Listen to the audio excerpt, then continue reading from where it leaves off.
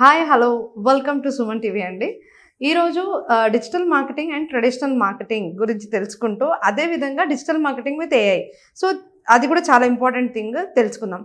చాలామందికి ఒక క్వశ్చన్ ఉందండి. ఏఐ రావడం వల్ల మొత్తం మనకి కంప్లీట్లీ డిజిటల్ మార్కెటింగే కాకుండా చాలా జాబ్స్ వెళ్ళిపోతాయని, అదేవిధంగా మనకి ఇంకొక డౌట్ ఎప్పుడు ఉండేది ఏంటి అని అంటే, ట్రెడిషనల్ మార్కెటింగ్ ఉండగా డిజిటల్ మార్కెటింగ్కి ఎందుకు ఇంత బూమ్ అండ్ ఇంకా కూడా ఎన్ని రోజులు ఉంటుంది. ఆల్రెడీ మనం డిజిటల్ మార్కెటింగ్ గురించి చాలానే వింటున్నాం, కానీ ఎన్ని రోజులు ఈ భూమి ఉంటుంది అనే విషయాలన్నీ నన్ను పదే పదే అడగడం వల్ల ఈ వీడియో చేస్తున్నాను.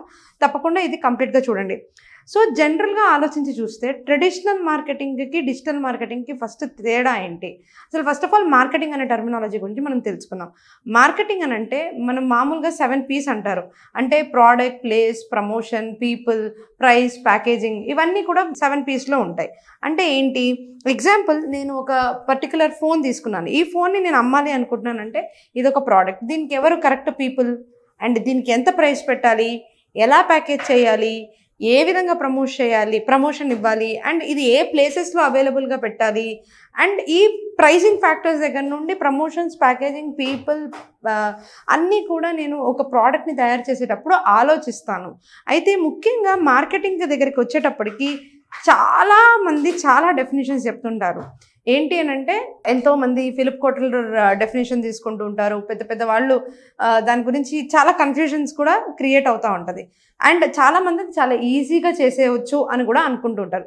కానీ ఇక్కడ నేను చాలా ఇంపార్టెంట్ పాయింట్ ఒకటి మీకు చెప్పాలనుకుంటున్నాను. అదేంటి అని అంటే, మార్కెటింగ్ అనేది ఎంత ఈజీ అయినప్పటికీ అనుకున్నంత రీచ్ రావాలి, అనుకున్నంత విజిబిలిటీ ఒక బ్రాండ్కి రావాలి, సర్వీస్కి రావాలి అని అంటే దానికి ఒక ప్రాపర్ వేలో ప్రొజెక్ట్ చేయడం అనేది 100% ఇంపార్టెంట్. అంటే ఇన్ మార్కెటింగ్లో కంప్లీట్లీ మనము ఒక ప్రోడక్ట్ని, సర్వీస్ని గుర్తుపెట్టేసుకుంటాం అనమాట. మార్కెటింగ్ కనుక చాలా బాగా చేయబడితే ఆ పర్టికులర్ ప్రోడక్ట్ని, సర్వీస్ని చాలా చాలా బాగా గుర్తుపెట్టేసుకుంటాం. అండ్ మనం సేల్ పాయింట్ ఆఫ్ వ్యూకి వెళ్ళినప్పుడు ఆ ప్రోడక్ట్ గురించి మనం అడిగి మరీ తీసుకుంటాం. అంటే ఒక ప్రోడక్ట్ని చాలా అద్భుతంగా మార్కెట్ చేయబడింది అని ఎప్పుడు చెప్పగలుగుతాము అని అంటే, ఒక వ్యక్తి దాని గురించి ఎక్కడ చూసినా, ఎక్కడ చదివినా ఆ నీడ్ ఎప్పుడైతే వస్తుందో ఆ బ్రాండ్ గురించి అడుగుతున్నారు అంటే.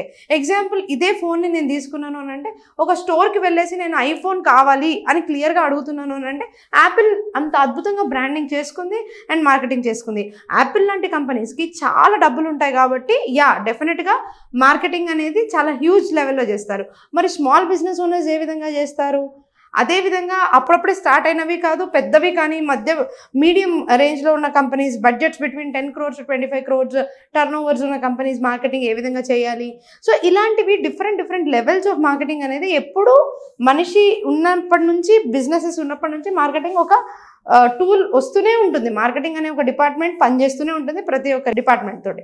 అయితే ముందుగా ఎర్లియర్ స్టేజెస్లో ట్రెడిషనల్ మార్కెటింగ్ అని అంటే, ఇంతకు ముందు మనం మార్కెటింగ్ చేస్తున్నప్పుడు ఉన్న కొన్ని థింగ్స్కి ఇప్పుడు డిజిటల్ మార్కెటింగ్ ఉన్నదానికి బేసికల్ డిఫరెన్స్ చూసినట్లయితే, మనం రేడియో యాడ్స్ కానీ, కమర్షియల్ యాడ్ ఫిల్మ్స్ కానీ, లేదనంటే ప్యాంప్లెట్లు పంచడం కానీ, హోర్డింగ్స్ పెట్టుకోవడం కానీ, లేదనంటే మనం థియేటర్ అడ్వర్టైజ్మెంట్స్ చేయడం కానీ, బిల్ బోర్డ్ అడ్వర్టైజ్మెంట్ చేయడం కానీ, ఇవన్నీ కూడా ట్రెడిషనల్గా చేసేవాళ్ళు. ట్రెడిషనల్గా చేస్తున్నప్పుడు కూడా మీరు గమనించినట్లయితే రేడియో కానీ, టీవీ కానీ ఇవన్నీ కాస్ట్లీయే మళ్ళీ. అండ్ రీచ్ చూసినట్లయితే మీరు ఒక పర్టికులర్ లొకేషన్కి పెట్టుకున్నారనుకోండి, ఆ లొకేషన్ వరకు మాత్రమే అది వెళ్తూ ఉంటుంది. ఎగ్జాంపుల్, మీరు హైదరాబాద్లో మాత్రమే రేడియో వినగలుగుతారు. ఒకవేళ తెలుగు న్యూస్ పేపర్స్లో యాడ్ చేస్తే న్యూస్ పేపర్ ఒక తెలుగు స్టేట్స్కి మాత్రమే వస్తుంది. అంటే ఇక్కడ కన్ఫైన్డ్గా ఏం జరుగుతుంది అని అంటే, రీచ్ తక్కువగా ఉంటుంది, డబ్బులు చాలా ఎక్కువ పెట్టాల్సి వస్తుంది.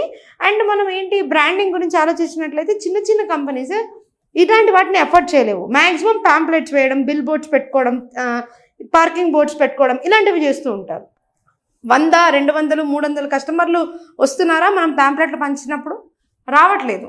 అయితే అట్లాంటి స్టేజ్ నుంచి ఈరోజు డిజిటల్కి ఎప్పుడైతే మనం షిఫ్ట్ అయ్యామో, ఎప్పుడైతే డిజిటల్ మార్కెటింగ్ గురించి మాట్లాడుతున్నామో, ఈ కోవిడ్ తర్వాత మనకి అర్థమైన ఒక విషయం ఏంటి అని అంటే, ప్రతి ఒక్కరు ఇంటర్నెట్ మీద ఉన్నారు. ఈరోజు నేను కొన్ని బ్రాండ్ పేర్లు చెప్తాను. లైక్ bewakuf.com అనే ఒక కంపెనీ ఉంది, రౌడీ అనే ఒక కంపెనీ ఉంది, లేదంటే వేదిక్స్ హెయిర్ ఆయిల్ అని ఉంది, బియర్డ్ ఆయిల్ అని ఉంది, లేదా నేను ఇట్లాంటి కంపెనీ పేర్లు తరయా అనే ఒక కంపెనీ ఉంది, తర్వాత మమా అనే ఒక కంపెనీ ఉంది. ఇవన్నీ కమర్షియల్ యాడ్స్ చేయకపోయినా ఈ బిల్ బోర్డ్స్ లాంటివి, హోర్డింగ్స్ లాంటివి మొత్తం ఆల్ ఓవర్ ద ఇండియా పెట్టకపోయినా నేను ఇప్పుడు చెప్పిన బ్రాండ్స్ అన్నీ కూడా మనకి నోటెడ్గా ఉన్నాయి. దీనికి కారణం ఏంటి అని అంటే డిజిటల్లో ఏం జరుగుతుంది అని అంటే, నేను ఒక ప్రోడక్ట్ని కానీ సర్వీస్ని కానీ తీసుకొని వెళ్ళినప్పుడు దాన్ని ఎక్కడంటే అక్కడ రీచ్ చేయగలుగుతాను. అంటే నేను ఇక్కడే ఇంటర్నెట్లో కూర్చొని అమెరికాకి టార్గెట్ చేసి ఒక ప్రోడక్ట్ అమ్మగలగాలి అంటే అమ్మగలుగుతాను. లేదా మన తెలంగాణలో మహబూబ్ నగర్లోనూ, ఆంధ్రాలో రాజోల్లోనూ ఒక ప్రోడక్ట్ చూపించి అమ్మగలగాలి అనుకుంటే నేను Facebook, Instagram, YouTube, Google ads, SEO ఇట్లాంటి అన్ని మెథడ్స్ తోటి నేను చూపించగలుగుతున్నాను. అంటే ఇక్కడ ఏం జరుగుతుంది, రీచ్ చాలా ఎక్కువగా ఉంటుంది. ఎక్కడ కావాలంటే అక్కడ రీచ్ అవ్వచ్చు. అది ట్రెడిషనల్ మార్కెటింగ్లో అనేది 100% లేదనమాట. రెండు, నేను అందరికీ అడ్వర్టైజ్మెంట్ చూపించాల్సిన అవసరం లేకుండా ఎవరికైతే అడ్వర్టైజ్మెంట్ చూపించాలో వారికి మాత్రమే చూపించగలిగితే చాలు. అంటే ట్రెడిషనల్ మార్కెటింగ్లో మీరు ఒక హోర్డింగ్ కానీ కమర్షియల్ యాడ్ కానీ చూసినట్లయితే దాన్ని మీరు వెంటనే మార్చేస్తారు. ఎందుకంటే అది మీకు రిలేటబుల్ కాదనుకోండి, టీవీ ఛానల్ మార్చేస్తారు. అదేవిధంగా హోర్డింగ్ ఉందనుకోండి, Malabar gold and diamonds. So అలా అందులో ఏంటి అంటే మీకు ఆ గోల్డ్ అండ్ డైమండ్స్ ఒక అబ్బాయికో లేకపోతే ఒక రిక్వైర్మెంట్ లేని ఒక మేల్కో అవసరం ఉండదు, ఒక స్టూడెంట్కి అవసరం ఉండదు. అయితే అట్లాంటి యాడ్ వాళ్ళు చూసిన వాళ్ళు ఏం రియాక్ట్ అవ్వరు, ఉట్టి ఉమెనే రియాక్ట్ అవుతారు అలాంటి వాటికి. సో ఇక్కడ ఏం జరుగుతుంది, టార్గెటింగ్ చాలా అద్భుతంగా జరుగుతుంది. బ్రాండింగ్ చాలా అద్భుతంగా వస్తుంది. రీచ్ అనేది ఎక్కడికంటే అక్కడ రీచ్ అవ్వచ్చు. అదేవిధంగా మనము మార్కెటింగ్ చేస్తూనే సేల్స్ కూడా చేయొచ్చు. మార్కెటింగ్ చేస్తూ సేల్స్ చేయడం అంటే మార్కెటింగ్, సేల్స్ 2 డిఫరెంట్ యాక్టివిటీస్ అయినప్పటికీ డిజిటల్గా వచ్చినప్పుడు ఆ 2 యాక్టివిటీస్ ఒకటేసారి జరిగే అవకాశము చాలా ఎక్కువగా ఉంది.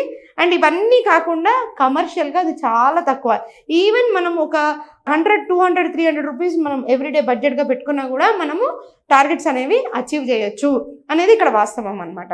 సో ముఖ్యంగా నేను మీతో చెప్పాలనుకున్న ఇంకొక విషయం ఏంటి అంటే, డిజిటల్ మార్కెటింగ్కి అయితే ఈ కోవిడ్ తర్వాత చాలా బూమ్ వచ్చి చాలా జాబ్ ఆపర్చునిటీస్ క్రియేట్ అయ్యాయి, చాలా బిజినెసెస్ ఆన్లైన్లో క్రియేట్ అయినది వాస్తవం.